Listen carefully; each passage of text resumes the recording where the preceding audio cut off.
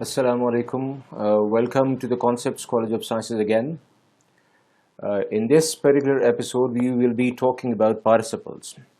Last time, in the last episode, we talked about the gerund, and now we'll see how participles are different from gerunds.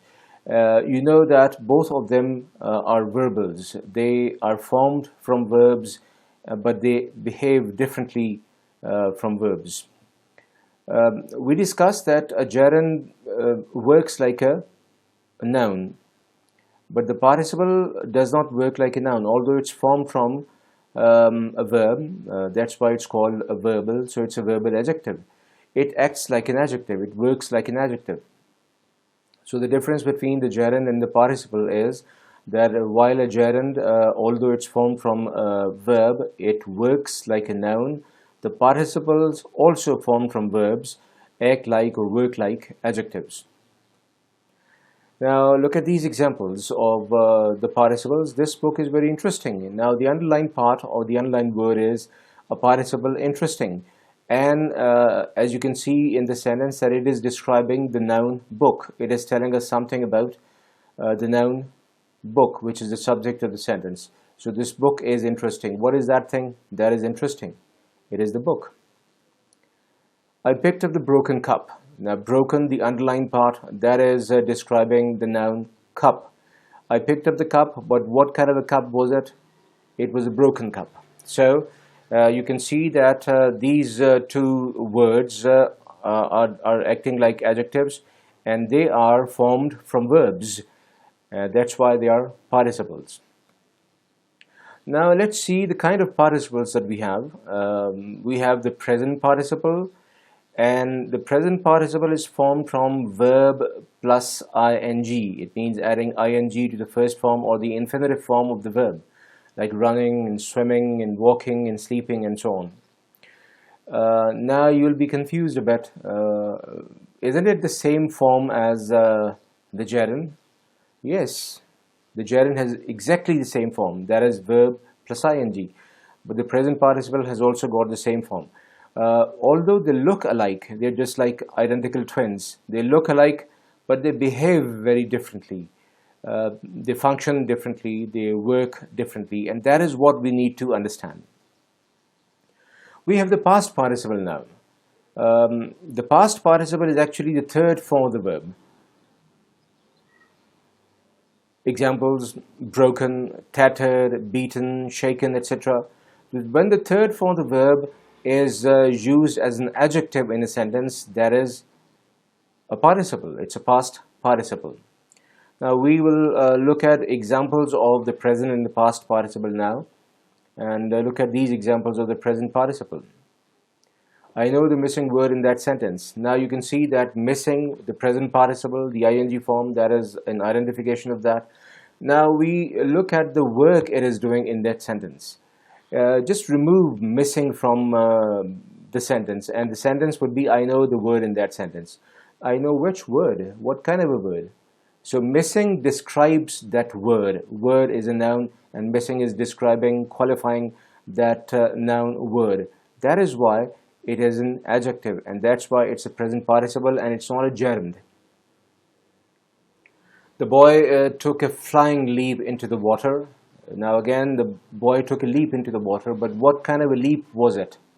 It was a flying leap. So flying is describing leap, which is a noun. So flying is an adjective, and because it's an adjective, that's why it's a present participle and it's not a gerund. I saw the man walking down the road.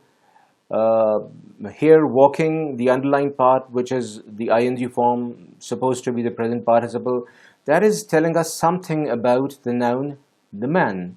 I saw the man. Now what was the condition of that man in when I saw him? He was walking down the road. So walking is a participle, and it is in the beginning of the whole participle phrase. Walking down the road is a participle phrase, and the whole phrase is describing, it is telling something, telling us something about the noun man, and because it is telling us something about the noun, it is a participle. The boy came running out of the house. Again, running out of the house is the participle phrase. Running definitely is the participle, And this participle phrase or the participle is telling us something about the boy. The noun, the boy, is being described by running out of the house.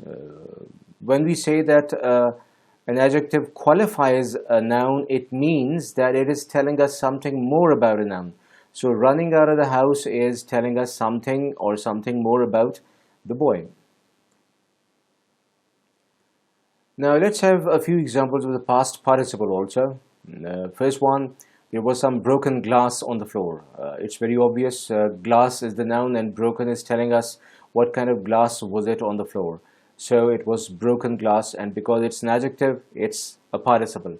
And here, because it is a third form of the verb used as an adjective, it's a past participle. Those are stolen goods. Stolen is describing goods. What kind of goods were they? They were stolen goods. So stolen is the past participle. Brightly colored pictures hung on the walls. Now what kind of pictures were they? They were brightly colored.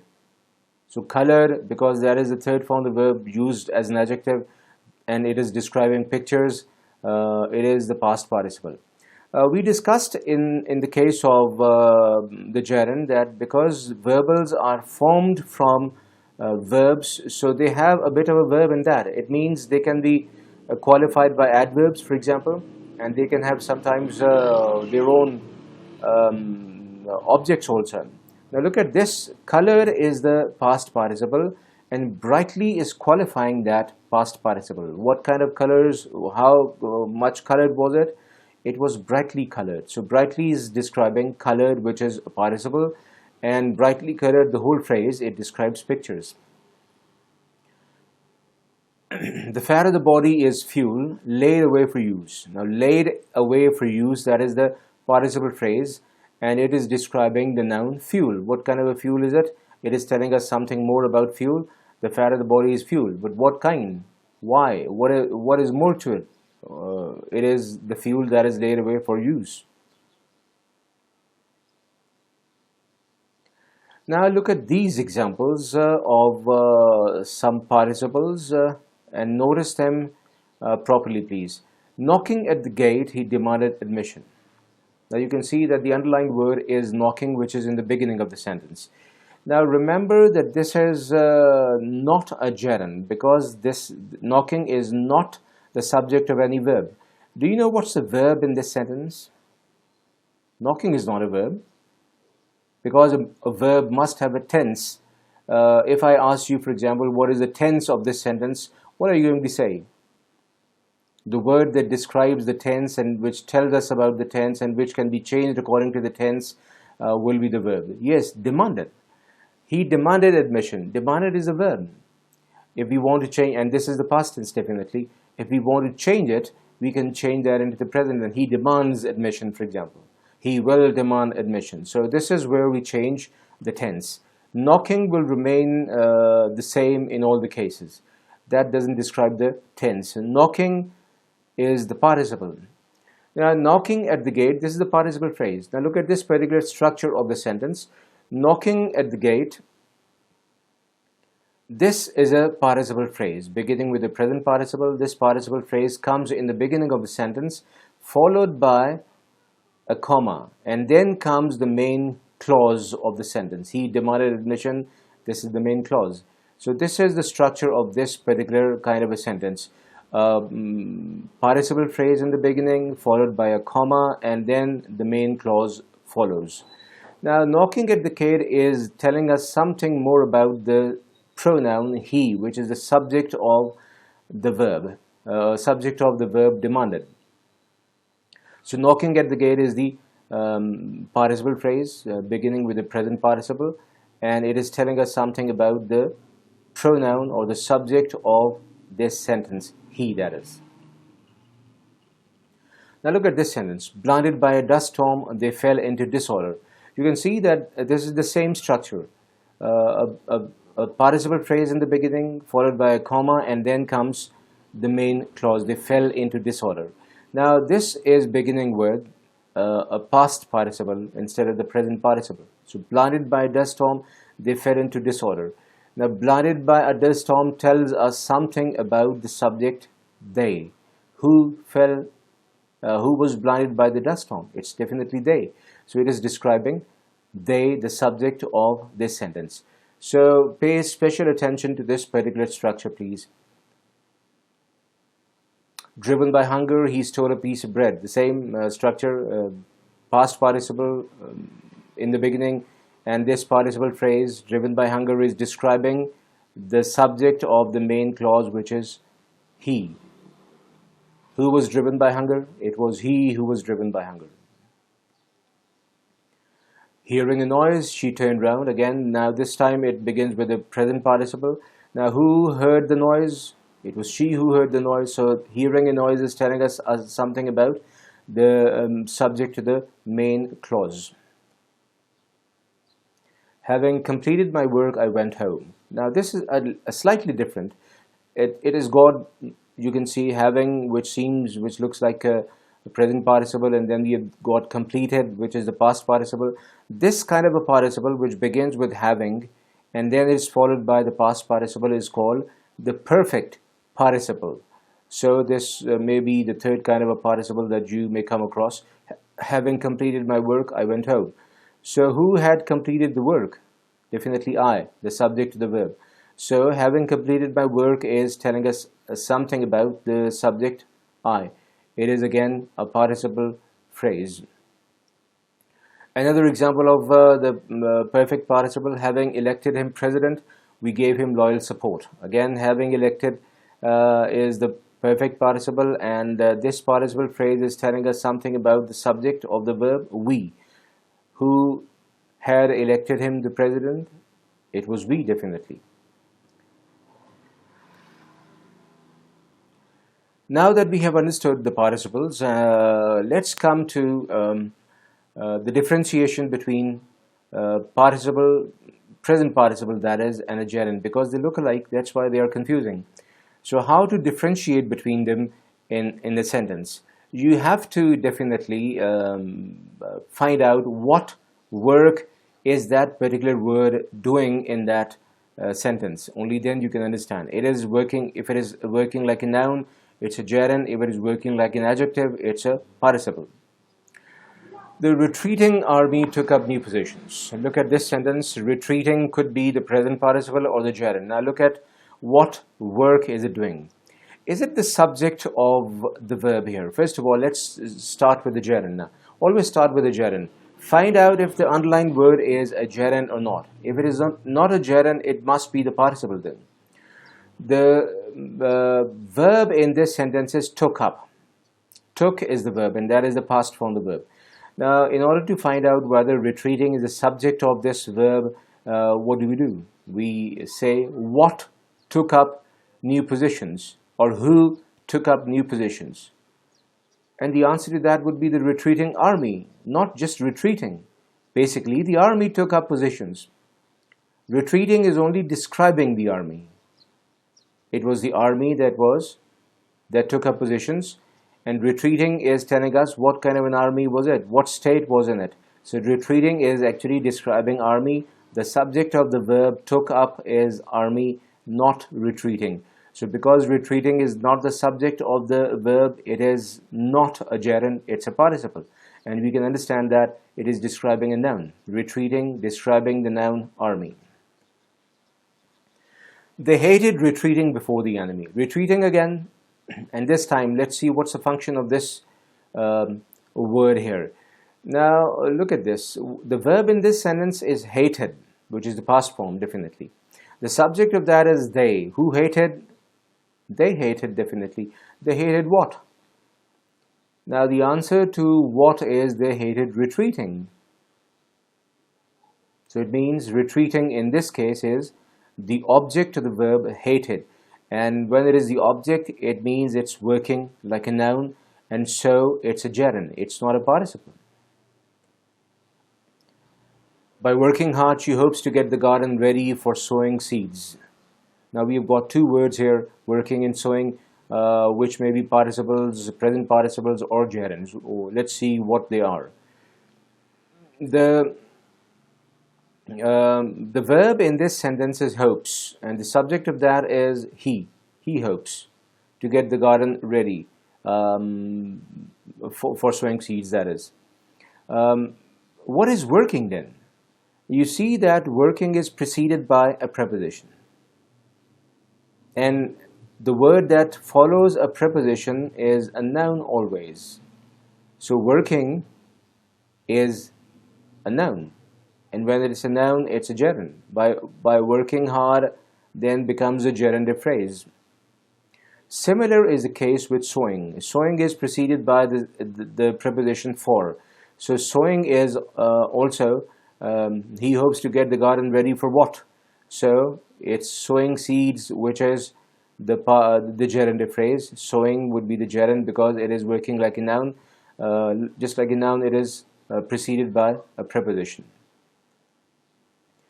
He was found fighting desperately for his life. Fighting now, it's used after the verb he was found, but it is not the object of the verb. He was found fighting desperately for his life. We can't say he was found what? Because there can be no object. The sentence is already in the passive voice. So it cannot have any object. So he was found fighting desperately for his life. Fighting desperately for his life, that is the phrase which is telling us something about the subject he. It is describing and qualifying this. So this is a participle, the present participle. Walking on the grass is forbidden. Now what is forbidden? Is forbidden is the verb. So what is that thing which is forbidden? It is walking somewhere which is forbidden. So walking on the grass, this is the gerundive phrase. Walking is a gerund here because it is the subject of the verb is forbidden. Hearing the noise, he ran to the window. So hearing, what is it? Is it a gerund or present participle? Look at the verb in this sentence. It's ran. Who ran? It's he ran. So he is the subject. Hearing is not the subject. And you can recall that structure that we discussed. A phrase followed by a comma afterwards and then followed by the main clause. This is the kind of the participle phrase. So this hearing is telling us, hearing the noise is telling us something about he. So it's a participle phrase. Let's have some more examples. Amassing wealth often ruins wealth. What ruins wealth? It is amassing wealth. So amassing is the subject, or amassing wealth is the subject of the wealth is not the subject, remember. Wealth does not ruin health. Amassing wealth, amassing what? Amassing something ruins health, and amassing wealth actually here we are talking about. So amassing is the gerund here. It is the subject of the verb ruins. We saw a clown standing on his head. Now standing on his head is telling us something about the clown. We saw a clown. Saw is the verb, we the subject. We saw whom? A clown, which is the object. Standing is neither the subject nor the object. It is only telling us something about the object, a clown. So it's a present participle. Jumping over the fence, the thief escaped. Now again, the same participle structure. Jumping over the fence followed by a comma and then the main clause. Jumping over the fence is telling us something about the thief. So this is the present participle. Are you afraid of his hearing you? Now look at this.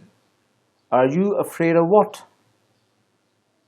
The answer to what would be his hearing. So it is coming after this preposition, number one. So his hearing is the object of the preposition. That is why it should be a noun. And when it is a noun, it's a gerund. Again, another indication that hearing is a noun here. It's not an adjective. We are using his, the possessive, before it. His is used before hearing. And you know that these possessives are always used before nouns and not adjectives. These are some of the possessives: my, our, your, his, her, their, its. And look at them, examples: my car, his bag, their school, our books. So possessives are always followed by nouns. So there are two indications that this a word is a noun. It's working like a noun. Number one, possessive used before that. Another indication is that it's there is a preposition before it. Of is a preposition. So this is a gerund again. Much depends on Ali's returning before noon. Again, returning It is used after a possessive case of a noun. It's not a pronoun here, it's a possessive case of a noun. Ali is returning. And whenever we use possessives, there is a noun after that, definitely. So again, another indication, another sign that it is returning is a noun, it's not an adjective, is the use of on, the preposition that is over here. Look at this. On. Much depends on what? On what? So the answer to the word is Ali is returning before noon. So this becomes a noun, the object of the preposition on. Now look at these, some of the nouns that form possessives, the baby's toys. So whenever we form a possessive by using the apostrophe s, it's always a noun that follows it. The boy's book, the man's car, and so on and so forth. So these were a few examples of the participles and the gerunds, and I hope that you will be able to understand and differentiate between the present participle and the gerund, which seems to be quite tricky to some of the students. But then again, after understanding this, you need to practice it on your own as well. So do practice it from a good grammar book, please. Thank you very much.